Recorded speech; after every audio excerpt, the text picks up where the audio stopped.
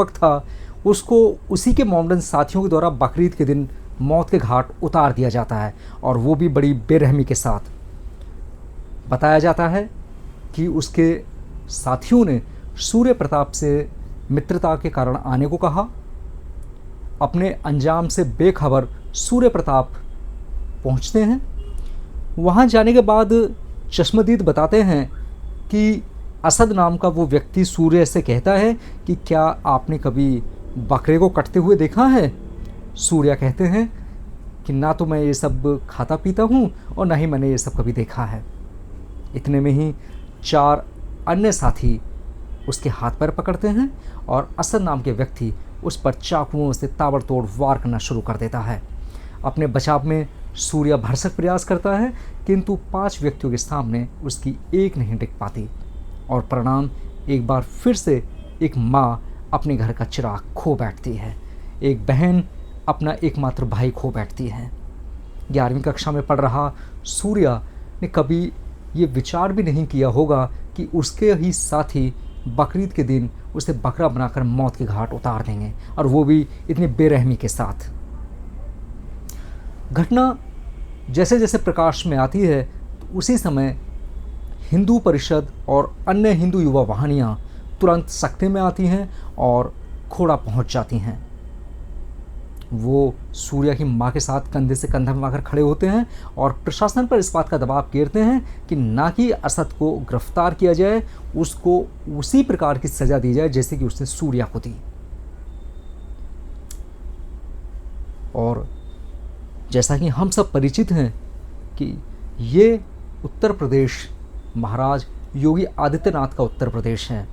यहाँ पर अपराधियों को कारागार नहीं भेजा जाता, यहाँ पर सीधा उन्हें झांडू का रास्ता दिखा दिया जाता है। असद भागदौड़ शुरू करता है, इधर उधर भागता है, किंतु उत्तर प्रदेश के अपर अधिकारी उससे कहीं ज़्यादा तेज थे। वो एक दिन छिपता है, उस पर 50,000 का इनाम घोषित कर दिया जाता है, और दूसरे दिन अधिकारियों के साथ मुठभेड़ में असद के अंजाम तक पहुंचा दिया जाता है। यानी कि मुठभेड़ में उसे भी मौत के घाट उतार दिया जाता है। इसमें एक सिपाही भी इंजर्ड होता है।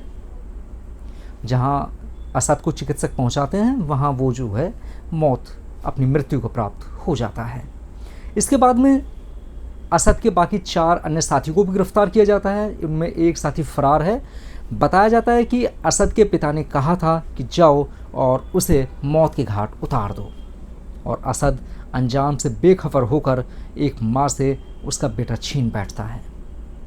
सही मायने में देखा जाए तो इन जिहादियों की वास्तव में सोच क्या है? उस माँ का एकमात्र बेटा था जिससे कि उन्होंने बुढ़ापे का सहारा छीन कर बैठ गए। उत्तर प्रदेश के दिग्गज नेता संगीत सोम वहाँ पहुँचते हैं। पहुँचने के बाद वो कुछ धनराशि की मदद भी सूर्या की माताजी को करते हैं, और वो कहते हैं कि एक एक व्यक्ति ने खोड़ा में 50-50 मकान खरीदे हुए हैं, इतना पैसा इनके पास आया कहाँ से, इसकी पूर्णतः जांच की जाए। एसडीएम कुछ समय बाद असद के घर पहुंचते हैं और उस पर कहते हैं कि ये मकान पूरी तरीके से गैर कानूनी है। जिस ज़मीन में इस मकान को बनाया गया है, इस ज़मीन को ज़बरदस्ती कब्जा किया गया है। इस ज़मीन पर यह मकान नहीं बना होना चाहिए था, और 15 दिन के भीतर यदि असद के पिताजी उन्हें रिटन रूप में कोई संतोषजनक उत्तर नहीं देते तो इस मकान को तोड़ दिया जाएगा, ऐसा नोटिस वहाँ चिपका दिया जाता है और इसकी मुनादी करा दी जाती है। हिंदू संगठन, जितने भी संगठन हिंदुओं के थे, उन्होंने एकजुट होकर इस बात को पूर्णतः साबित कर दिया है कि हिंदुओं पर वार करने के बाद आप ये ना समझें कि आप कारागार जाएंगे। यानी खून किया तो खून से ही उसकी भरपाई की जाएगी। और वैसे भी ये उत्तर प्रदेश योगी आदित्यनाथ महाराज का उत्तर प्रदेश है। जैसा कि हम बार बार आपको ये अवगत करा चुके हैं कि यदि किसी भी व्यक्ति ने उत्तर प्रदेश में इस प्रकार का असंतोषजनक या अशांतिपूर्ण कार्य किया तो भली भांति वो जानते हैं कि उनका परिणाम क्या है। जैसा कि कई बार योगी आदित्यनाथ अपने भाषणों में कह चुके हैं कि शांति से रहना यदि नहीं आता तो वो सिखाएंगे कि शांति से कैसे रहा जाता है।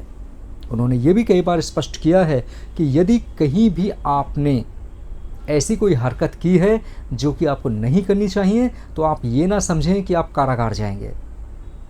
उन्होंने कहा कि उससे पूर्व उन्हें जहन्नुम पहुंचा दिया जाएगा, और सूर्या वर्सेस असद के केस में उन्होंने एक बार फिर से यही साबित कर दिया। एक बार तब और भी हुआ था जब प्रसिद्ध यूट्यूबर वास्तविक की गर्दन काटने का प्रयास किया गया था। यूट्यूबर तो वापस अपने घर आ गए, किंतु उन दोनों को एक बार फिर से जहन्नुम का रास्ता दिखा दिया गया। जय हिंद, जय भारत।